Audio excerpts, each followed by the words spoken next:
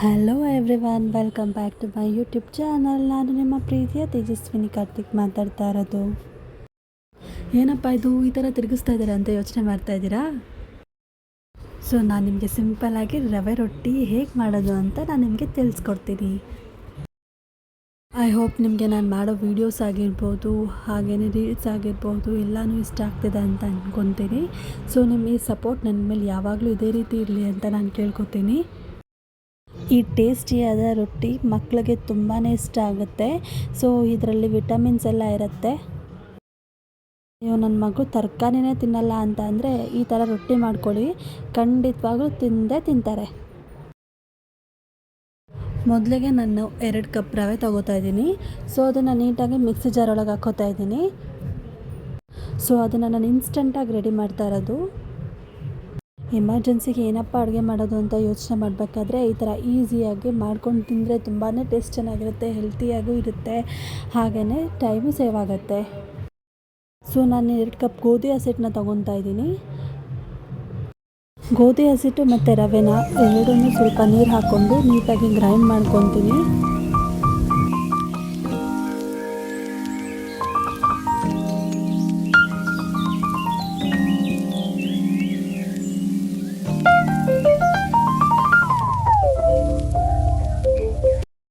ನೀಟಾಗಿ ಆಡಿಸ್ಕೊಂಡಿದ್ದೀನಿ, ತುಂಬ ಚೆನ್ನಾಗಿ ಬಂದಿದೆ. ಹಾಗೆಯೇ ನಾನು ಅದಕ್ಕೆ 1 ಕಟ್ ಪಾಲಕ್ ಸೊಪ್ಪನ್ನ ತೊಗೊಂಡಿದ್ದೀನಿ. ನೀಟಾಗಿ ತೊಳೆದಿಟ್ಕೊಂಡು ಸೊ ಅದೇ ಮಿಕ್ಸಿ ಗ್ರೈಂಡರ್ಗೆ ಹಾಕ್ಕೊಂಡು ಒಂದು ರೌಂಡ್ ಆಡಿಸ್ಕೊತಾ ಇದ್ದೀನಿ. ನಾನು ಯಾವುದೇ ರೀತಿ ಬೇಯಿಸ್ಕೊಂಡಿಲ್ಲ, ಆಡಿಸ್ಕೊತಾ ಇರೋದು. ಹಾಗೆಯೇ 1 ಕಟ್ ಸಬ್ಸಿಗೆ ಸೊಪ್ಪನ್ನ ನೀಟಾಗಿ ಕಟ್ ಮಾಡ್ಕೊತಾ ಇದ್ದೀನಿ. ಹಾಗೆಯೇ ಕೊತ್ತಂಬರಿ ಸೊಪ್ಪನ್ನು ಕೂಡ ಕಟ್ ಮಾಡ್ಕೊತಾ ಇದ್ದೀನಿ.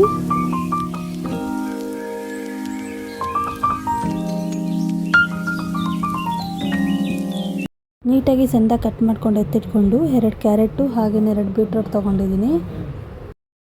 ನೀಟಾಗಿ ಸಿಪ್ಪೆನೆಲ್ಲ ತೆಗೆದಿಟ್ಬಿಟ್ಟು ನೀಟಾಗಿ ಸಣ್ಣದಾಗಿ ತುರ್ಕೊಬೇಕು ಅದನ್ನು. ಸೊ ಇದೇ ವೆಜಿಟೇಬಲ್ಸ್ ಅಂತ ಇಲ್ಲ, ಮೂಲಂಗಿನ ಹಾಕ್ಕೊಬೋದು. ಯಾವುದು ಮಕ್ಕಳು ತಿನ್ನೋಕೆ ಇಷ್ಟಪಡಲ್ಲ ತರಕಾರಿನೆಲ್ಲ ಈ ಥರ ತುರ್ಕೊಂಡು ಹಾಕ್ಕೊಂಡು ನೀಟಾಗಿ ರೊಟ್ಟಿ ಥರ ಮಾಡ್ಕೊಂಡು ತಿಂದರೆ ತುಂಬ ಚೆನ್ನಾಗಿರುತ್ತೆ. ಅದರೊಳಗೆ ತರಕಾರಿ ಇದೆ ಅಂತ ಅವ್ರಿಗೆ ಗೊತ್ತೇ ಆಗೋದಿಲ್ಲ. ಅದರಲ್ಲೂ ನನ್ನ ಮಗಳು ತುಂಬಾ ಇಷ್ಟಪಟ್ಟು ತಿಂತಾಳೆ. ನಿಮ್ಮ ಮನೇಲೂ ಮಕ್ಕಳಿದ್ರೆ ಖಂಡಿತವಾಗ್ಲೂ ಈ ಥರ ರೆಸಿಪಿ ಟ್ರೈ ಮಾಡಿ ನೋಡಿ, ತುಂಬ ಚೆನ್ನಾಗಿರುತ್ತೆ. ಇದಕ್ಕೆ ಪಾಲಕ್ ಸೊಪ್ಪನ್ನ ಆಡಿಸ್ಕೊಂಡು ಹಾಕ್ಕೊಂಡಿದ್ನಲ್ಲ, ಸೊ ನೀಟಾಗಿ ತಿರುಗಿಸ್ಕೊತಾ ಇದ್ದೀನಿ.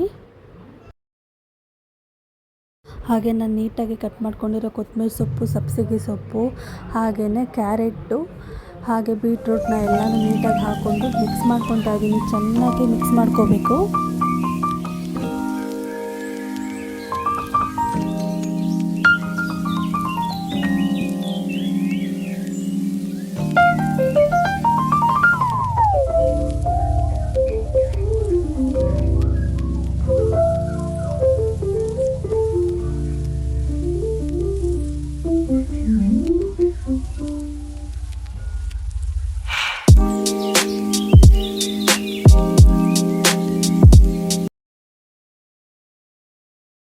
ಹಾಗೆ ಲಾಸ್ಟಿಗೆ 1-3 ಈರುಳ್ಳಿನ ಸಣ್ಣದಾಗಿ ಕಟ್ ಮಾಡ್ಕೊಂಡು ಹಾಕೋತಾ ಇದ್ದೀನಿ.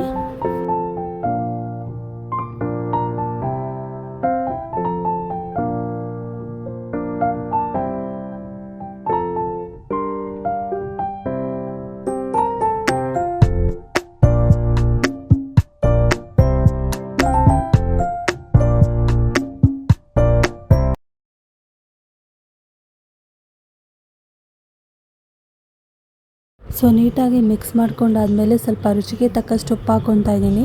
ನೀಟಾಗಿ ಉಪ್ಪು ಹಾಕ್ಕೊಂಡಾದ್ಮೇಲೆ ನೀಟಾಗಿ ಮಿಕ್ಸ್ ಮಾಡ್ಕೊತಾ ಇದ್ದೀನಿ. ಸೊ ಬ್ಯಾಚುಲರ್ಸ್ ಆಗಿರ್ಬೋದು, ಹಾಗೆಯೇ ಮಕ್ಕಳು ಯಾರ್ಯಾರು ತರಕಾರಿ ತಿನ್ನಲ್ಲ ಅಂತ ಇರ್ಬೋದು, ಅವರೆಲ್ಲರಿಗೂ ತುಂಬ ಬೆಸ್ಟ್ ರೆಸಿಪಿ ಅಂತಲೇ ಹೇಳ್ಬೋದು. ಸೊ ಇನ್ಸ್ಟೆಂಟಾಗೂ ಕೂಡ ಮಾಡ್ಕೊಬೋದು. ನೋಡ್ತಾ ಇರ್ಬೋದು ನೀವು ಎಷ್ಟು ಚೆನ್ನಾಗಿ ಆಗ್ತಾಯಿದೆ ಅಂತ ಅಂದ್ಬಿಟ್ಟು. ನಾರ್ಮಲ್ ದೋಸೆ ಹೇಗೆ ಮಾಡ್ತೀವೋ ಅದಕ್ಕಿಂತ ತುಂಬ ಚೆನ್ನಾಗಿರುತ್ತೆ. ಸೊ ನೋಡಿದ್ರಲ್ಲ ಎಷ್ಟು ಈಸಿಯಾಗಿದೆ ಅಂತ ಅಂದ್ಬಿಟ್ಟು. ಐ ಹೋಪ್ ಈ ವಿಡಿಯೋ ಎಲ್ಲರಿಗೂ ಕೂಡ ತುಂಬ ಇಷ್ಟ ಆಗುತ್ತೆ ಅಂತ ಅನ್ಕೋತೀನಿ. ಇಷ್ಟ ಆಗಿದರೆ ನೀವು ಕೂಡ ಮನೇಲಿ ಒಂದ್ಸಲ ಟ್ರೈ ಮಾಡಿ ನೋಡಿ, ನಿಮಗೂ ಇಷ್ಟ ಆಗುತ್ತೆ, ನಿಮ್ಮ ಫ್ಯಾಮಿಲಿಯವ್ರಿಗೆಲ್ಲರಿಗೂ ಕೂಡ ಇಷ್ಟ ಆಗುತ್ತೆ. ಮಕ್ಕಳಿರೋರ್ಗಂತೂ ತುಂಬಾ ಬೆಸ್ಟ್ ರೆಸಿಪಿ ಅಂತಲೇ ಹೇಳ್ತೀನಿ ನಾನು. ಸೊ ಎಲ್ಲ ಸಾಂಬಾರಲ್ಲಾಗಿರ್ಬೋದು, ಬಾತಲ್ಲಾಗಿರ್ಬೋದು, ಏನೇ ತರಕಾರಿದು ಏನೇ ಮಾಡಿದ್ರೂ ಆಯ್ದೆ ಆಗ್ತದೆ. ಇದರಲ್ಲಿ ಆಯ್ದೆ ಹಾಕೋ ಆಪ್ಷನ್ ಇಲ್ಲವೇ ಇಲ್ಲ. Thank you so much everyone, love you all. ನಿಮ್ಮ ಸಪೋರ್ಟ್ ನನ್ನ ಮೇಲೆ ಯಾವಾಗಲೂ ಇದೇ ಥರ ಇರಲಿ ಅಂತ ನಾನು ನಿಮ್ಮನ್ನ ಕೇಳ್ಕೊತೀನಿ. ನಿಮ್ಮ ಸಪೋರ್ಟ್ ನನಗೆ ತುಂಬಾ ಎನರ್ಜಿ ಕೊಡ್ತಾ ಇದೆ. ಒಬ್ಬೊಬ್ಬರು ಸಬ್ಸ್ಕ್ರೈಬರ್ಸ್ ಆಗ್ತಾ ಇದ್ದಾಗ್ಲೂ ನಂಗೆ ತುಂಬ ಖುಷಿ ಆಗ್ತಿದೆ. ಹೊಸ ವೀಡಿಯೋಸ್ ಮಾಡಬೇಕು, ಹೊಸ ವೀಡಿಯೋಸ್ ಹಾಕಬೇಕು ಅಂತ ತುಂಬ ಎನರ್ಜೆಟಿಕ್ ಆಗಿ ನನಗೆ ಇದಾಗ್ತಿದೆ. ತುಂಬಾ ಥ್ಯಾಂಕ್ಸ್ ಎಲ್ಲರಿಗೂ ಕೂಡ. Thank you so much everyone. ಈ ವಿಡಿಯೋ ನಿಮ್ಗೆ ಇಷ್ಟ ಆಗಿದ್ರೆ ಪ್ಲೀಸ್ ಸಬ್ಸ್ಕ್ರೈಬ್ ಮಾಡೋದನ್ನ ಮರಿಬೇಡಿ. Love you all. Thank you so much everyone.